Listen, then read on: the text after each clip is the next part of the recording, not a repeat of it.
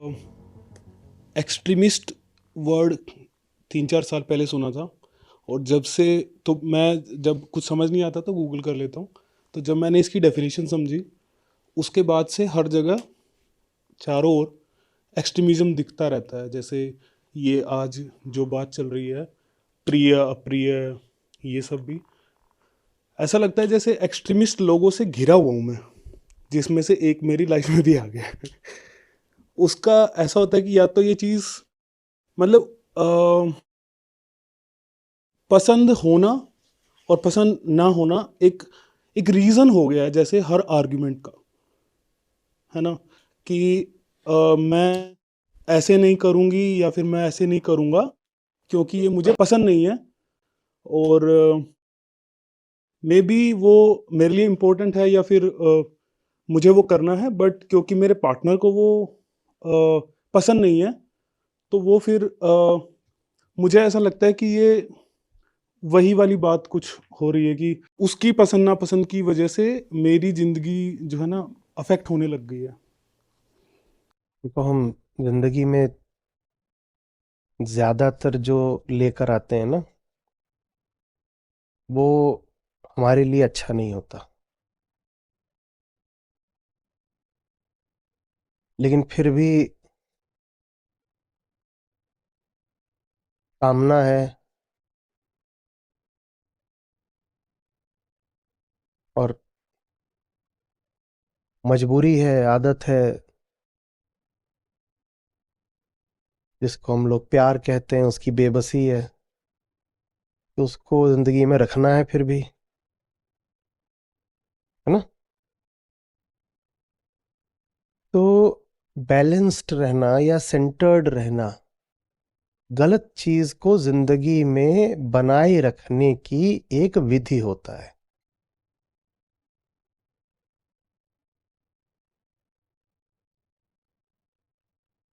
समझे बात को? कोई घटिया काम करते हो, तुम कर सकते हो, बस एक्सट्रीम्स पर मत करो।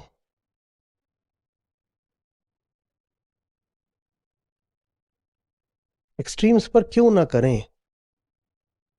क्यों एक्सट्रीमिज्म बुरा है? इसीलिए बुरा है क्योंकि वो काम ही गड़बड़ है। वो काम होना ही नहीं चाहिए था, वो विषय भी जीवन में होना ही नहीं चाहिए था। पर इतनी हिम्मत है नहीं कि उखाड़ फेंको, क्योंकि लत लग गई।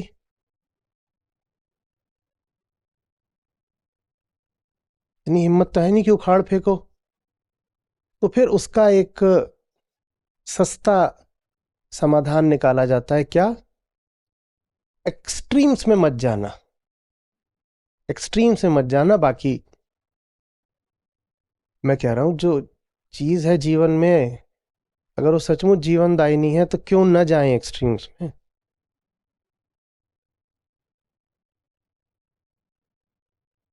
एक और वजह है कि एक्सट्रीम्स पर आप को न जाने की सलाह दी जाती है।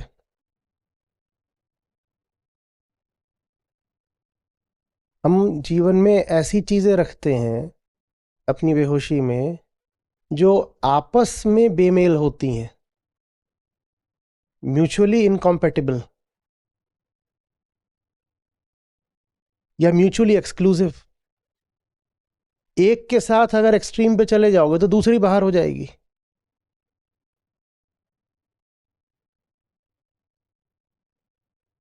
काम से बहुत प्यार हो गया तो घर टूट गया। क्यों? क्योंकि जीवन में जो नौकरी लेके आए थे और जो साथी लेके आए थे, पति या पत्नी, ये दोनों म्यूचुअली एक्सक्लूसिव और इनकम्पाटिबल थे। तुम्हारी नौकरी ने बस तुम्हारा ब्रेन देखा था कि इसको स्किल्स कौन सी आती हैं, और तुम्हारी पत्नी ने तुम्हारे ब्रेन के अलावा बाकी सब कुछ देखा था।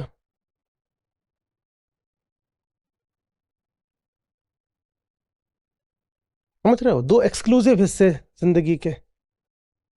तो एक पे एक्सट्रीम पे जाओगे कि बहुत काम करने लग गए, तो घर से पत्नी भाग जाएगी या पति भाग जाएगा।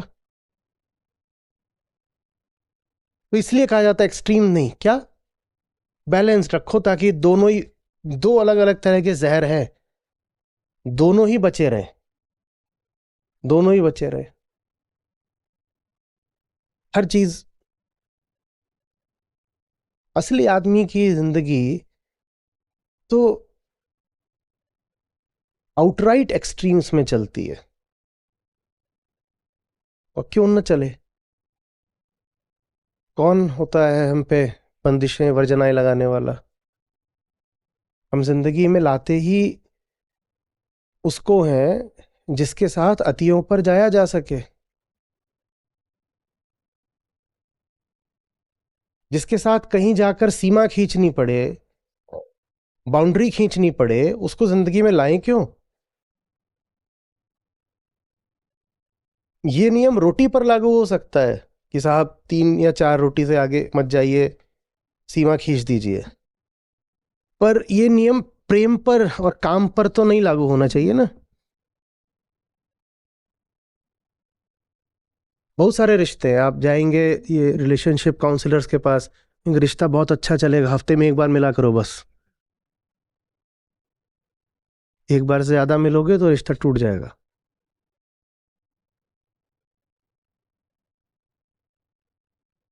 असली आदमी होता है वो काम ऐसा चुनता है कि 24 घंटे कम पड़ जाएं,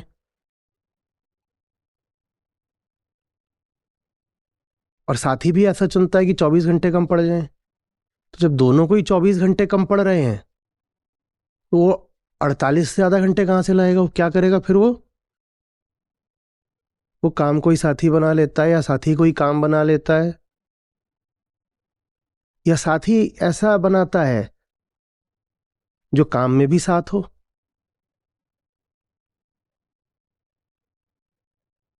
हमारी कटी फटी सेगमेंटेड फ्रेगमेंटेड जिंदगी में ये सब करना पड़ता है, राशनिंग।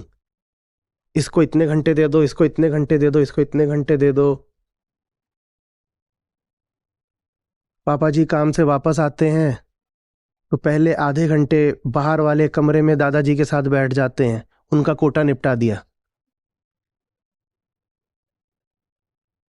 उसके बाद जाकर 1-2 घंटे चाचा और ताऊ लोगों के साथ बैठ के कुछ कर लेते हैं, और फिर 10 बजे के बाद किवाड़ कुंडी लगा के माता जी के साथ सबका कोटा निपटा देते हैं।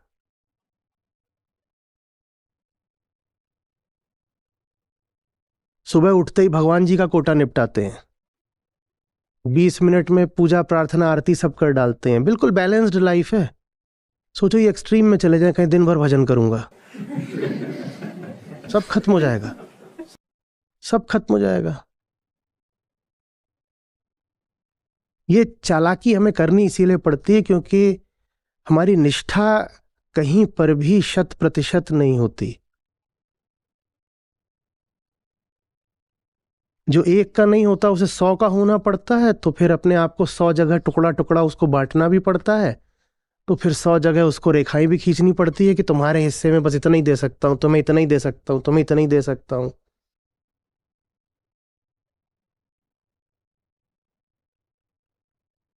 Every second Saturday, I take out 2 hours to spend quality time with my kids.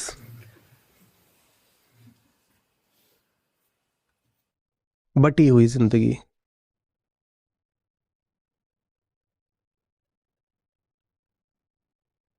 हम्म?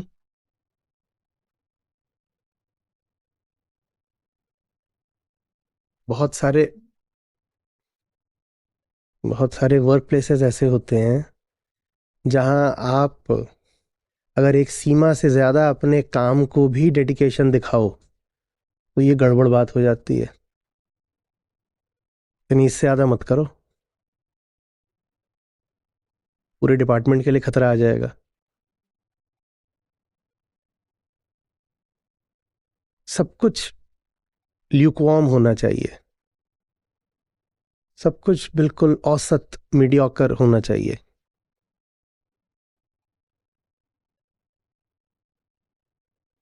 चार तरफ से तुम बंधे रहो, और उन बंधनों के बीच में जो दायरा है उसमें तुम घूम फिर सकते हो, यहां तक कि नाच भी सकते हो, पर किसी भी दिशा में बेलगाम होके मत भाग जाना। और अगर बचपन से यही आपके साथ हुआ है तो इसकी आदत भी पड़ जाती है, सुरक्षा लगने लग जाती है। अच्छा है, किधर को भी एक्सट्रीम में नहीं जाना है। जो लोग अतियां कर देते हैं ना, वो ऊपर ऊपर से खतरनाक होते हैं। वो कुछ छोटा मोटा नुकसान कर देंगे क्योंकि अतियां कर रहे हैं, पर वो भीतर से प्राण देने वाले लोग होते हैं, लाइफ गिविंग, प्राणदायक। और जो लोग अतियां नहीं करते वो ऊपर से बड़े सुरक्षित लगते हैं, वेल बैलेंस्ड जेंटलमैन, और वो भीतर ही भीतर लाइफ सैपिंग होते हैं, वो जान ले लेंगे आपकी। एक्सट्रीम्स में जीने वाला आदमी ऊपर से खतरनाक लगेगा, और जो ये वेल बैलेंस्ड जेंटलमैन होता है ये भीतर से जहरीला होता है।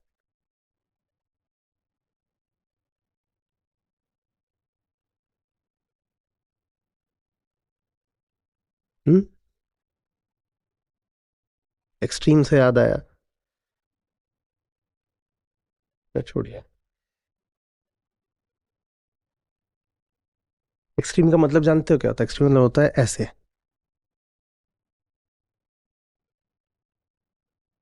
ये हो भी इस दुनिया के और नहीं भी हो, हमेशा छोड़ने को तैयार भी हो।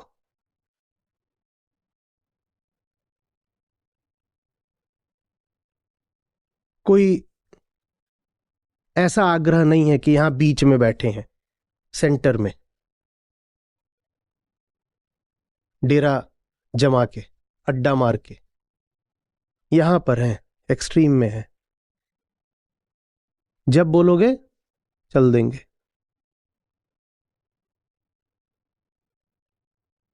जब बोलोगे चल देंगे।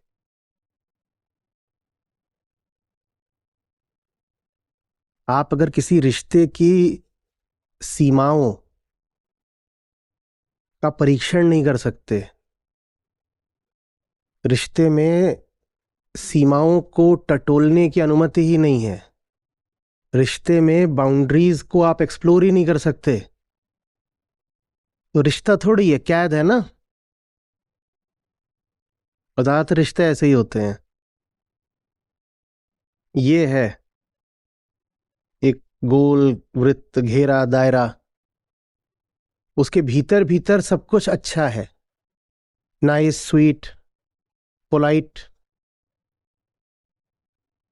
और जैसे ही आप उसकी लिमिट्स को, बाउंड्रीज को टेस्ट करना शुरू करिए,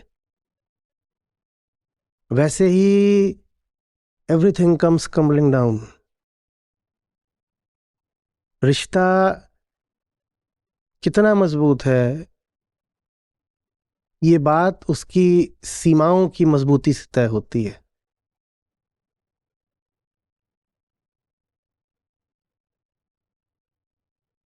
क्या आप सीमाओं से छेड़छाड़ करने के लिए स्वतंत्र हैं? और नहीं है तो रिश्ता होता है आपको लिमिटलेस तक ले जाने के लिए, है ना। अच्छे संबंध का यही औचित्य होता है ना कि वो आपको असीम तक ले जाए, लिमिटलेस तक। रिश्ता होता है आपको लिमिटलेस तक ले जाने के लिए, और रिश्ते में आपको दिन में 5 बार सुनना पड़ता है रिमेन इन योर लिमिट्स। तो ये रिश्ता किस काम का है?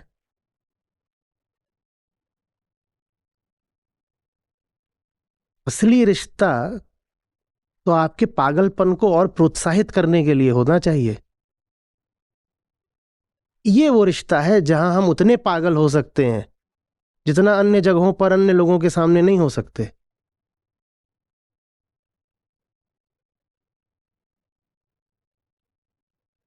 यहां वो जो बेचैनी है भीतर हमारी, वो पूरी पूरी उड़ान ले सकती है। यहां हमारी बेचैनी पूरी अभिव्यक्ति पा सकती है। ये होता है सार्थक रिश्ता, यही होता है सार्थक काम। और इसीलिए जो साधारण संसारी होता है वो कितना घबराता है एक्सट्रीम्स से, अतियों से। बाप रे बाप। उसका तो ऐसा है जैसे गदहवा 4 दिशाओं से लदा हुआ चल रहा है, इतना उसने बोझ उठा रखा है।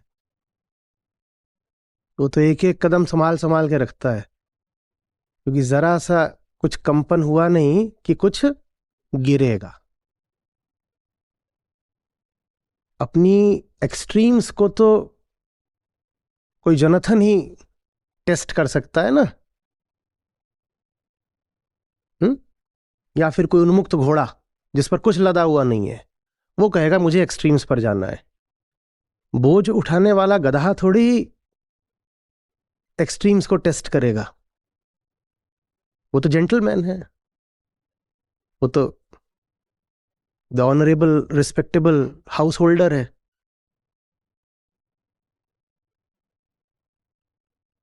वो पागलपन जिसे हम आम जिंदगी कहते हैं, उससे मुक्ति पाने के लिए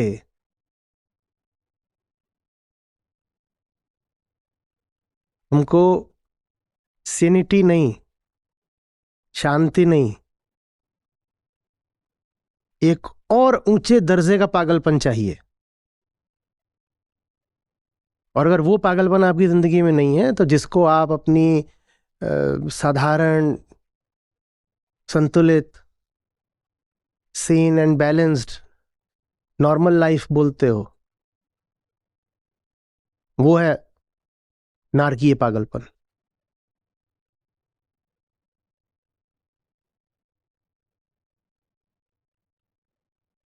नाम मत लो कृष्ण और अर्जुन का, मत बताओ, नाम बस मत लेना, ठीक है? ऐसे ही कहना कि एक व्यक्ति है जो किसी दूसरे व्यक्ति को कह रहा है कि सच्चाई की खातिर तू अपने घर परिवार दोस्त यार जा, इनसे सबसे भिड़ जा, तो लोग क्या बोलेंगे? पागल है क्या?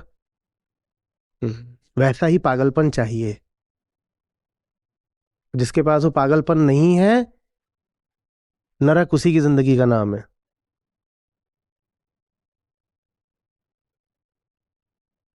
कोई अच्छा काम बिना उस इंसेनिटी के, पागलपन के, बिना उस एक्सट्रीम स्टेट के नहीं हो सकता।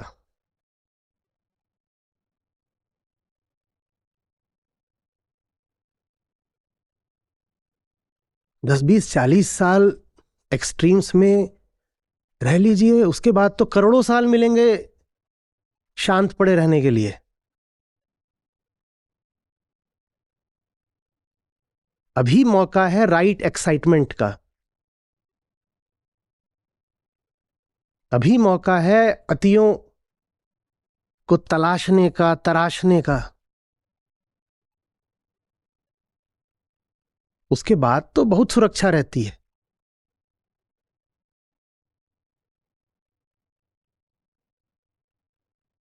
मुर्दे को कोई खतरा?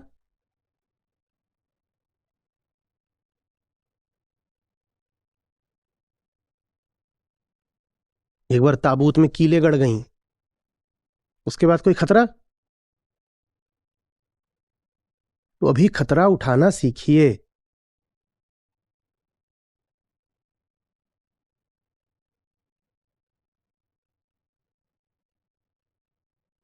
लोक भाषा के चक्कर में मत आ जाया करिए। लोक भाषा में ये गाली की तरह होता है, अरे यार वो आदमी बेकार है, एक्सट्रीम्स में रहता है।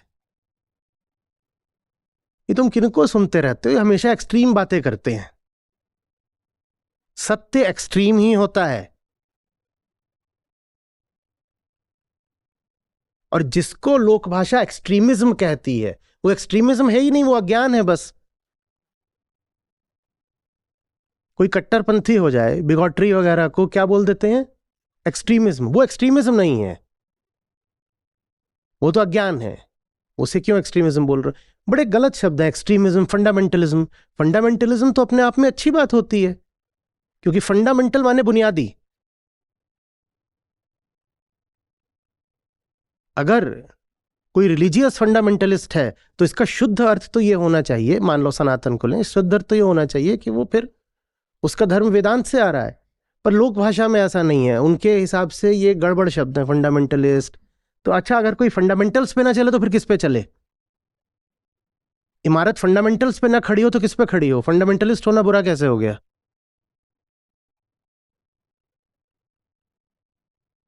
और विज्ञान में तो तुम सब तरह के एक्सट्रीम्स को तलाश रहे हो, कितने खुश हो जाते हो जब बोलते हो कि अभी फ्रांस में हमने एक्सपेरिमेंट किया and there we could accelerate a photon to 99.99999999% of light. ये एक्सट्रीम नहीं है? ये एक्सट्रीम नहीं है? वहां एक्सट्रीम चल रही है। पर मैं अपनी जिंदगी में सच्चाई के लिए एक्सट्रीम लाना चाहूं तो मैं इंसेन हो गया? कैसे? फोटॉन नहीं, कोई और पार्टिकल था, फोटॉन तो लाइट पे ही चलता है। समझ में आ रही है बात कुछ?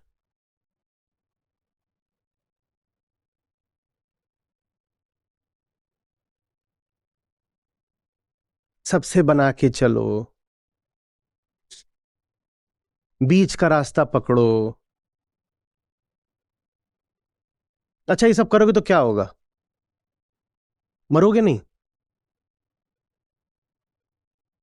सबके साथ अच्छी अच्छी रखोगे तो क्या बचा के ले जाओगे?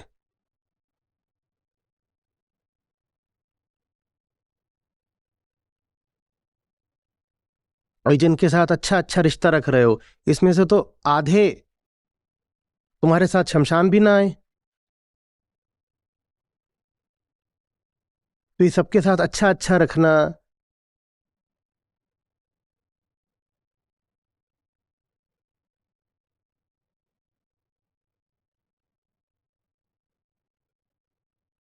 अच्छे हो तो किसी के साथ बुरा बुरा रखना भी सीखो। सबके साथ अच्छा अच्छा रखोगे तो बुरे हो जाओगे।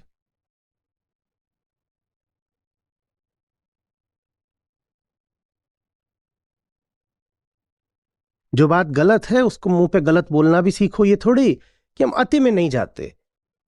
देखिए, ये बात थोड़ी सी गलत है, थोड़ी सी सही भी होगी। सब कुछ थोड़ा सही और थोड़ा गलत होता है। कोई भी पूरी तरह सही और पूरी तरह गलत नहीं होता। तो ले दे के हम पे कोई जिम्मेदारी नहीं है किसी को भी समर्पित होने की, न किसी से भी संघर्ष करने की। किसी से क्यों संघर्ष करें जब कोई पूरी तरह गलत ही नहीं होता? और किसी को क्यों समर्पण दें जब कोई पूरी तरह सही नहीं होता? तो ले दे के हमें कुछ नहीं करना, हम सुरक्षित बैठे हैं, लाओ समोसा।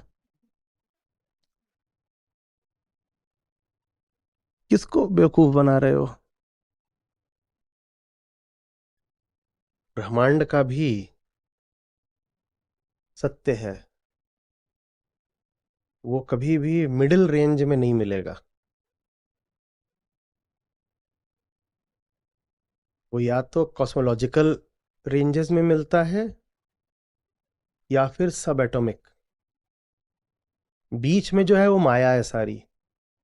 जो न्यूटोनियन यूनिवर्स है वही माया है। क्योंकि इस यूनिवर्स में स्पेस टाइम इंडिपेंडेंट है। ये द्वैतात्मक है न्यूटोनियन थ्योरी पूरी। वो कहती है आप अलग हो, ये दुनिया अलग है। स्पेस टाइम बैकग्राउंड है जिसमें घटनाएं घट रही हैं, आप उनके ऑब्जर्वर हो।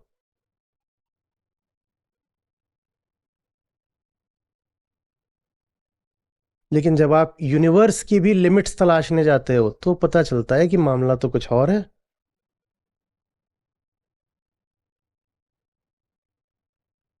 ये नहीं बात है कि स्पेस टाइम तो कांस्टेंट्स हैं और मैटर से इंडिपेंडेंट है, ऐसा तो है नहीं। यही बात जब घुस जाते हो बिल्कुल न्यूक्लियस के अंदर तो वहां भी पता चलती है। और दोनों एक्सट्रीम्स हैं।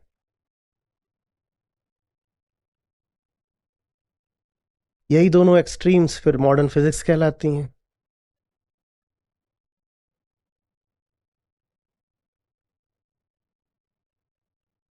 इन दोनों एक्सट्रीम्स के बीच में आम संसारी की जिंदगी है।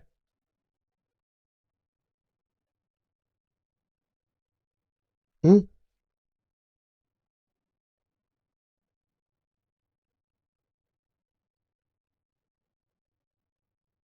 और कुछ?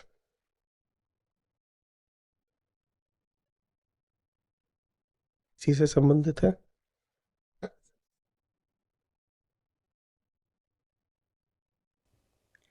नमस्ते सर। सर मुझे जैसे प्रिय और जैसे प्रिय की ओर जाते हैं उससे निर्लिप्त रहते हैं। तो जैसे मुझे कोई कामना का विषय बुलाता है, मतलब उसकी तरफ आकर्षण होता है, तो उसमें एक चीज़ जो मुझे हेल्प करती है वो ये है कि मैं इतना छोटा नहीं हूँ कि वो मुझ पर बहुत छा जाए। तो यहाँ पर मुझे एक वही बात, जैसे अभी आपके हाल ही सत्र में आपने कहा था कि बल कर्तव्य है। तो यहाँ पर वो बात मुझे सुनाई देती है कि किसी प्रिय की ओर जाते हो तो उसे निर्लिप्त रहने का ये है कि उससे कुछ जुड़ नहीं जाएगा। और इसमें एक समझ हमेशा बना के रखनी पड़ती है कि कुछ बल है भीतर जो उससे, जो प्रिय है उसके आगे झुकेगा नहीं। तो ये बात मुझे ये अवलोकन साझा करना चाहता हूँ कि ये समझ मुझे हेल्प करती है किसी विषय की ओर जाने पर।